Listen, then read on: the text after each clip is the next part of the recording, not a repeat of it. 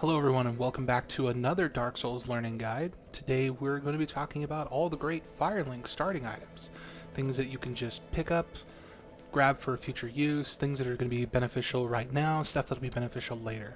Regardless, there's a whole bunch of things that we can get. Everything from kind of easy to not as much. But regardless, it's something where we're going to go over them all here right now, give you a chance to get a real head start. Alright, so the first thing is we're just going to take a look around, and you can see there's already a few item-looking locations just from browsing around the screen. We're going to go ahead and take a look at each of these. Let's see. First, it's just humanity here off of this corpse. As we talked about before, humanity is quite useful. It's something where we'll want to have that down the road. What I'm going to do is, for some of these different items that I want to pick up, oftentimes you want to be able to move as fast as you can. And so I'm actually going to go ahead and take off some of my gear so that way I can allow for basically the fastest movement speed possible while still having a little bit of defense. So after picking up the humanity, the very first item that we're interested in is a set of fire bombs. You'll notice there's quite a bit of ruins around here, so it's a little difficult to see sometimes, but basically we're interested in going up the steps and then taking our furthest right option here with the stairs. And if you kind of just follow the pathway back to the end, here in the nook and cranny there's a set of fire bombs. Now those could be used against the bosses that come up soon, they're weak to fire. You can use them against regular enemies, whatever you feel is appropriate.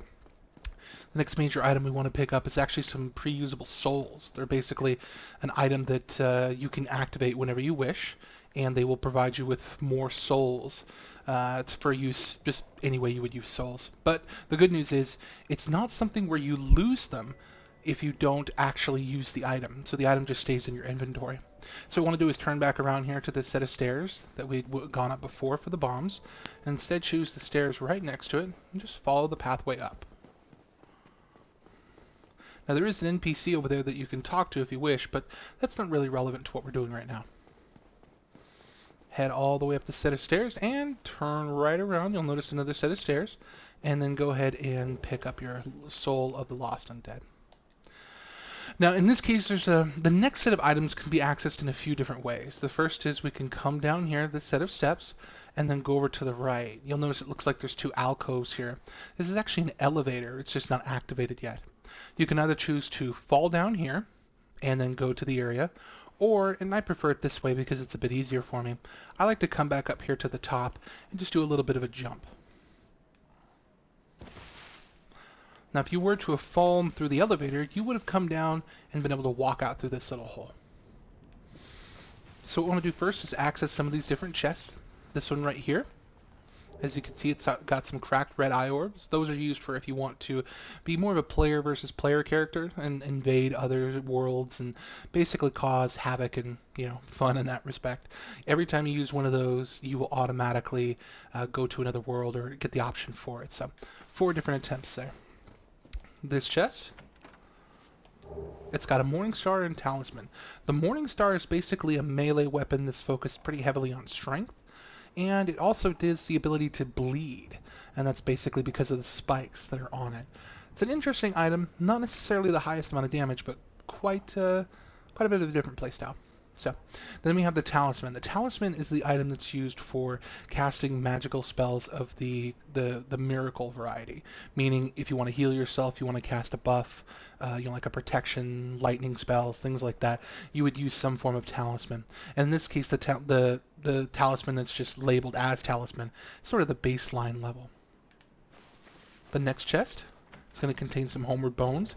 These are basically the ability to just rush back to any bonfire you've used recently, and we'll actually be using those in a few moments to help us to kind of grab a few items that are a bit more difficult to reach, but certainly very useful. So, because I want to use those down the road, I'm actually going to go ahead and equip them to our quick item bar, so that way I can access them when I need to.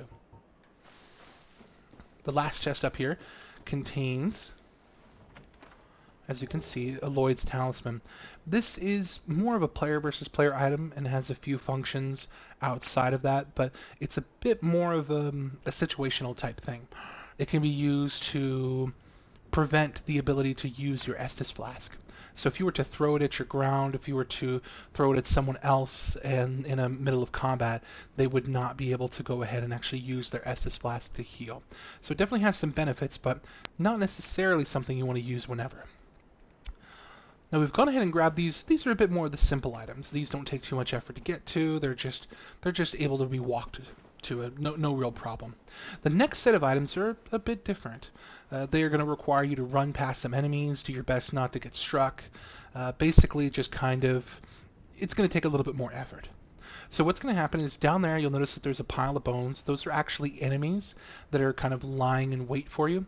And so if we were to walk down and try to walk past them, they're going to attempt to strike us. So we're going to need to move pretty fast. Now the first set of items that we're interested in, that's kind of the easier of all the items in this area, is going to be on the left hand side. But if I fall from this distance, I'm definitely going to take some falling damage, and we don't really want that. So the trick is to try to fall here to the right, just ever so slightly, and you'll notice that you don't take any damage. Now you can go and fall off, and then immediately run and start going towards your left. You'll notice these guys are already waking up. Definitely not good. Let's pillage that corpse, run as fast as we can, and try to not get hit as much as possible. It's kind of a bit of a luck game, as you might imagine. There's elements of where they run after you and try to chase you down, and sometimes they might hit you. So for the sake of ease, what we want to do is run all the way back to the shrine. Go ahead and head all the way back. Hopefully you're making like a mental map in your mind of where things are. And then let's go and rest at the bonfire. Now keep in mind, you can't always rest at a bonfire if there's an enemy directly nearby. So it's important to run past them and get as much distance as you can. Now of course those enemies are back to where they were before, and they're kind of not really going to bother us unless we come back to them. And we have our full health once more, and of course our 10 Estus flasks. It's important to do this type of strategy early on. That way you don't respawn all the enemies that you had worked really hard to kill and kind of set yourself back. So that item we just picked up was a much larger version of the Soul of Lost Undead. This will give us approximately 400 souls if we choose to use it down the road. The last easy item to pick up here, the last two easy items rather to pick up here, are going to be in this same ruins area. Now we would have picked them up before, but it's a bit of a chase with those skeletons. You don't want to risk any death. So as usual, we walk up here this first set of stairs into the catacomb or ruins-like area, and as before we had these two set of steps, but this time we want to go here through the one furthest on the left, the third one, and come out to the water pool. Now for the moment, you don't need to worry too much about this area. There's not much that happens until later on in the game. And while there is a chest that's already open, this is actually the game's mechanic for if you were to lose a potential plot item that prevents you from continuing the game, like accidentally destroying it or what have you, it would appear in this box. The game just detects that. So it's kind of a neat little feature, but otherwise it's basically empty.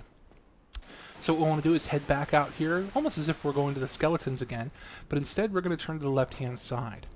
Now you want to be careful around this area because you don't obviously want to fall off. There is no falling protection in this game. If you fall, you definitely die. And so what we want to do is come around here to the side. You'll notice kind of right behind this alcove there's another Soul of Lost Undead. Let's turn back around, come through the hallway again, and then back to the set of stairs that we ran past earlier when we were trying to escape. This time we want to go ahead and head up and go around this U-shaped hallway section. And you'll notice all the way at the very end, there is another soul item. So we're starting to stack them up. Now one thing that I can tell you is if you are not really comfortable in evading enemy attacks, or you're unsure as to how to proceed, or you really don't want to risk losing anything that you've worked hard for, one benefit would be to come back down here to the bonfire before you start running around. And you want to take a seat and go ahead and level up any of your statistics. So if you're particularly interested in focusing on strength or dexterity, you can go ahead and invest them all as much as possible. So if you do die and lose everything you've built up, you don't really have to worry about losing as much as you would have before. Me personally, I'm going to go ahead and attempt to save my souls right now, so I'm not too worried about it, but it's just a tip for the future. So we're going to go ahead and once more head back up here, back to the water pool area, and then come on out towards these steps. Now the following items are a bit more difficult to reach and only situationally useful. Because of this, from here on out, you should expect that there's always a potential chance of death whenever you're trying to get any item that we'll be picking up. Some of these items range from as simple as a relatively low-level but cool-looking shield to something like potential weapons, such as a spear or even a two-handed sword. There's also a set of binoculars over here that I discussed previously that you can pick up and use for role-playing or aiming your crossbow. So let's go over each one of these right now, just kind of briefly run through, and I'll talk about it as I actually get to each item.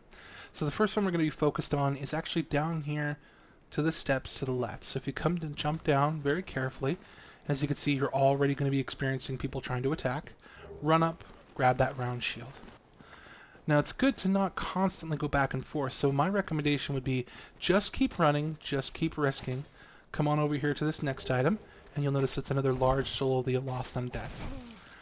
Under the circumstances, it's probably best where, especially if you've riled up a whole bunch, you might want to turn around and make your way back to Firelink once more. Sit at the bonfire and kind of rest. If you feel even more comfortable, you can keep going, as potentially you can make it your way through the entire area without being struck even once. So once more, we've gone back to safety, healed ourselves up, the creatures are sitting back down, gives us a little bit of breathing room. So once more, let's head on back. And the next few items that we're focused on are going to be essentially all here on the right. Now, as far as this area is concerned with these, these graves and the skeletons, these are the most potentially dangerous items because they're right near some very powerful creatures that could potentially kill you very quickly. But they also have the greatest reward along the way. They're all on the right-hand side, and so if you watch and kind of see, you'll see that we can pick them all up without having to zoom all the way around. So once more, running up past the enemies to the right. This first item here is a winged spear. That's used for more dexterous classes. And keep running, running. You'll notice now we have the Zweihander. We'll go over each one of these items. And keep running. And now we have the binoculars. Now you can potentially run all the way through again, trying your best to dodge, and make it all the way back to Firelink. As you can see, it's quite dangerous if you were to miss or have any sort of issues, but these items do potentially provide quite a bit of worth. Just to be on the safe side, I'm going to go and drink that Estus flask and continue along the path. Good thing I drank it, as that strike would have gone ahead and killed me. You'll notice sometimes when you're trying to run away from enemies where they're chasing you, they might accidentally fall off a cliff or get smacked by something in the environment. Should something like that happen, you'll actually gain the souls for that creature, as if though you killed them. So kind of a nice side benefit. So now we've picked up those items, let's go ahead and discuss what they do.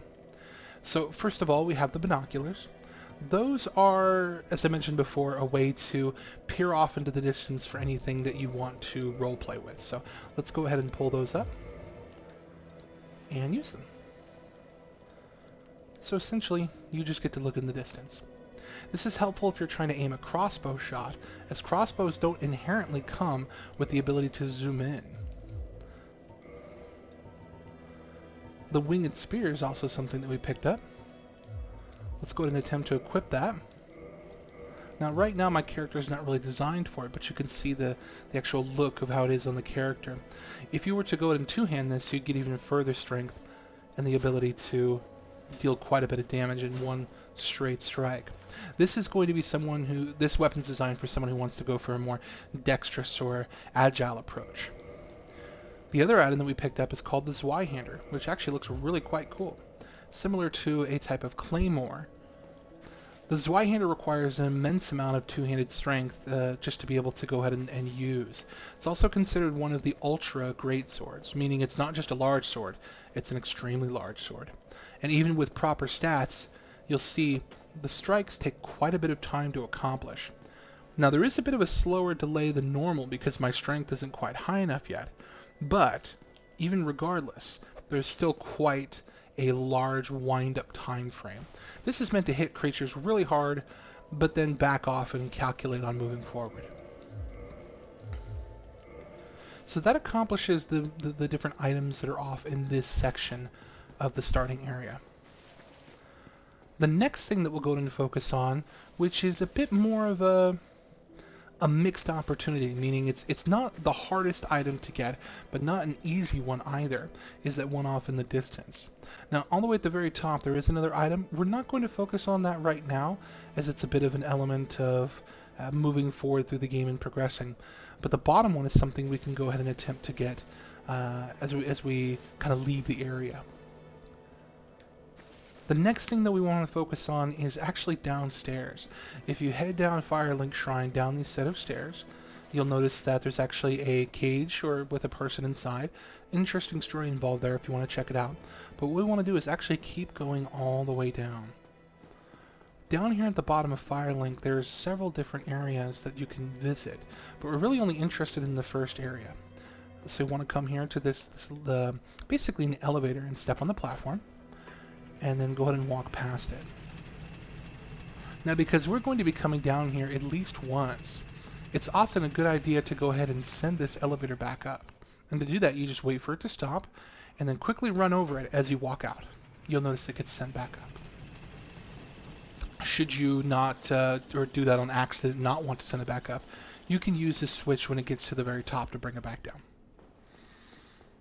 So, once we've come over here, you'll notice there's a set of stairs, and if you actually pay attention and turn to the left, there's an open area with another item in it. It's the soul of a nameless soldier. Quite a bit more potential souls than some other items. Now, there are some creatures down here that are very similar to the starting area that don't attack you unless you attack them first, and they can provide a small amount of souls should you wish to stay in a safe area and progress through the game. What we're looking for right now is actually going to be continuing to go down here towards this watery area.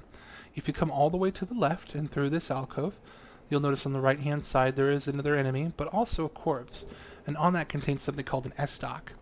The S-stock is basically a type of piercing sword, similar to a rapier or what have you. It's actually, the majority of its attacks are piercing entirely, although it does have a few type of slashing attacks. It's a mostly dexterity-based weapon, as you might imagine, by its sort of agile, piercing nature, but you can go ahead and use it in other scenarios where thrust is a heavy focus. Going further down, you'll notice once more there's enemies, as well as this jar with what looks like a corpse. You can either go ahead and punch it, although if you do, you might risk hitting this guy and making him angry. If not, you can actually just roll into it, breaking the container and allowing the corpse to fall to the ground. Now, on the corpse is actually some items that you'll be using as you move along called the transient curse. I'll go into that as more as we come down and actually fight in this area, but keep in mind this is an important item and you don't want to waste it. So this next item that we're going to be looking at is potentially the hardest to obtain in the starting area zone, around Firelink that is, meaning it could result in your death if you were to fall in the wrong spot or if you were to not move fast enough around enemies. Myself personally, I've been able to run it many times, but it does take a good deal of practice to be able to accomplish.